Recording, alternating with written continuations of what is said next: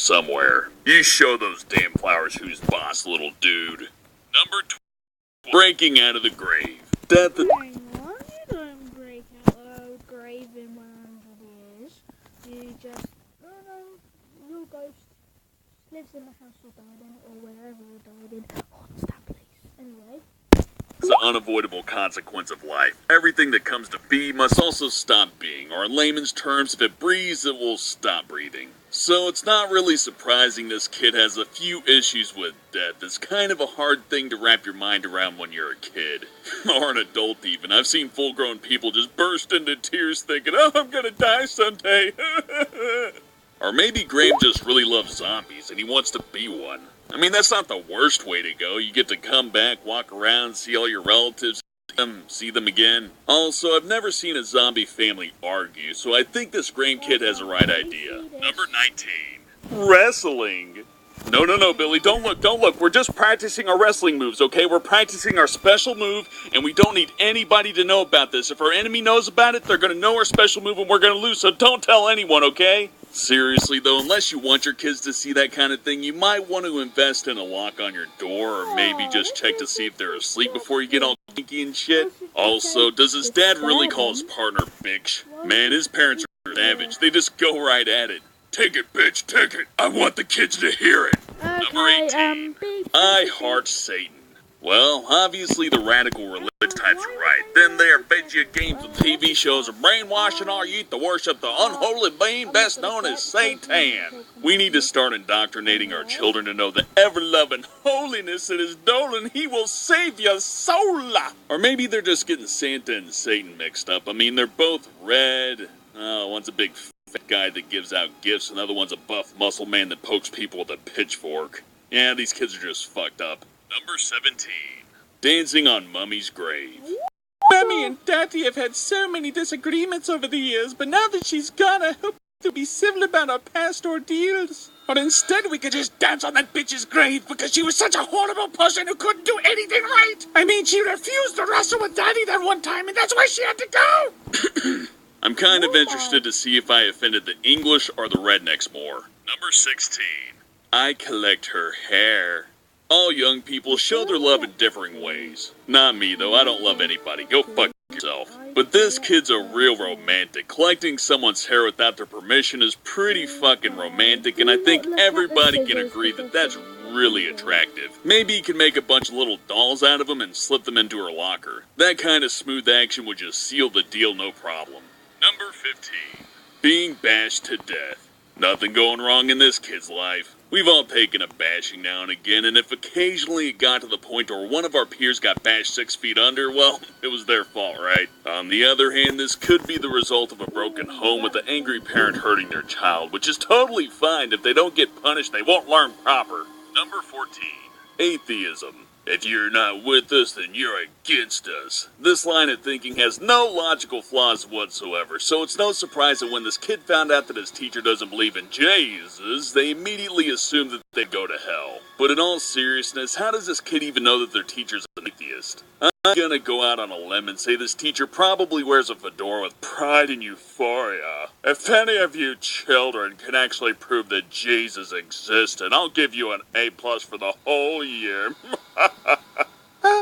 Here, aren't we supposed to be learning math? Now let me tell you about a person who actually existed, Christopher Hitchens. You uncultured little shit. Number 13. He is risen. Looking at this image, you might think it's referring to Christ coming back to Earth, and there's nothing creepy about that at all, right? Well, this assumption falls apart when you realize that heaven is above and the devil is below. You don't rise from above, you descend. Ergo, this child worships Satan. Number 12. You will die. I talked earlier about the unavoidability of death, even joked about it, but somehow I doubt this kid has completely come to terms with mortality. Well, at least I hope not, because it's a fucking death threat from a child, and if that isn't an early sign of a serial killer, then I have no idea what is. Number 11. Get out of my life. life. And here we have a kid that's completely normal and well-raised. There's nothing wrong with wanting to sever the head of someone you know. And it looks like he wants to do that with a mailbox, which is both murder and a federal offense because you're tampering with mail. That's 2 crimes. Oh wait, the picture's also a death threat. That's 3 crimes. It's like 90 years worth of timeout. This kid's fucking hardcore. Number 10. Kill Leprechaun.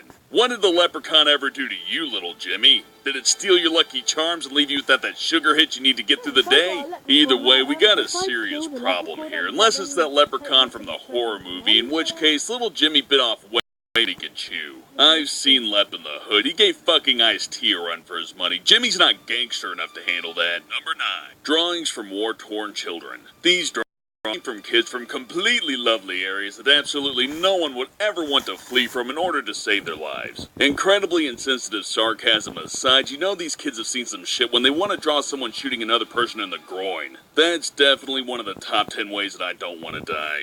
Number 8. Boar. Rapunzel's a freaky chick. She loves walks down by the beach. She likes guys with pretty eyes, hairdressers. Oh, and she likes being devoured by big green guys. Or at least that's what this kid thinks anyways. Maybe they shouldn't browse it so thoroughly, but some fetishes just can't get picked up by safe search. But at least it's not cum inflation. I dare you to look that up. Number 7. Bent over. I don't know what this is meant to be, but it sure as hell doesn't look like a fun way to spend a Friday night. I really sincerely hope this is all a big hoax and it was just drawn by some mentally disturbed 40-year-old. Not that that would make the drawing any better, but if this was really drawn by a kid, that's creepy as fuck. Whatever medicine, they're not giving him enough. Or maybe they're giving him too much. It's kind of hard to tell. Just keep him away from any metal utensils and people's butts. Number 6. Letter to hell. I'm gonna assume the reason this youngin' thinks his dad's in hell is because his family told him that's where he's rotting. If that's true, I really hope little Joey gets some closure soon, because I'm pretty sure there's no way to send your letters to hell. You just get to visit once, and then you don't get to come back. That you'd want to come back. That's where all the fun people hang out after they die. Joey can meet his daddy, Princess Diana, Walt Disney, the list goes on. Number 5. Knife party! Woo! There's no real innocent explanation for this drawing. A bunch of people with knives and bloody corpses on the floor outside of a strangely specific coffee shop that just screams, My mom and I murdered some people over coffee and we were happy about it. but hey, at least they're happy, right? Plus, with all that coffee, you could probably get a lot more stabbing in. Number 4. Suicide door. Try as I might, I can't think of any nice reason a kid would know what suicide is. And even with the cute misspelling of the word victims, it's also a word that no kid with any sort of innocence should be aware of. Someone should call Child Protection Services or something. I guess I'll do it after I finish my pizza. Maybe. Do they give free pizza if I save a kid? Or maybe like a coupon for a hooker or something? You know, you gotta motivate me somehow. Number 3. Christmas Dream. Earlier we had some drawings that could have easily been the result of not knowing how to spell Santa, but this leaves far less room for imagination. There's one of 2 possibilities here. Either the kid has a twisted view of what Christmas is, or they're so screwed up in the head that they always misheard Christmas as Deathmas. Considering that Christmas is written above, I'm gonna go with a much more disturbing former option. Number 2. Slender Man. There's no room for interpretation here. This drawing was found in Morgan's belongings after the police went through them on suspicion that she murdered someone. Turns out that suspicion was correct. She and her friend became murderers in order to appease a fictional monster, Slender Man. Number 1. Imaginary Friend. So basically, this is a picture diary from a young girl that has no friends, so she makes up an imaginary friend that looks suspiciously like a tormented spirit that wouldn't look out of place in a horror movie. Her father and teacher both said Lisa doesn't exist and got cross with the little girl for believing in such things. Then both of those people disappear, and Lisa claims they're sleeping like her father, who happens to be sleeping under the ground near her sandpit. This could all just be a little girl that snapped because of social isolation, but that doesn't explain how Lisa gave her some presents on her birthday. Spooky, right? Thanks for watching, and I'll see you next time. Okay, that was just freaky.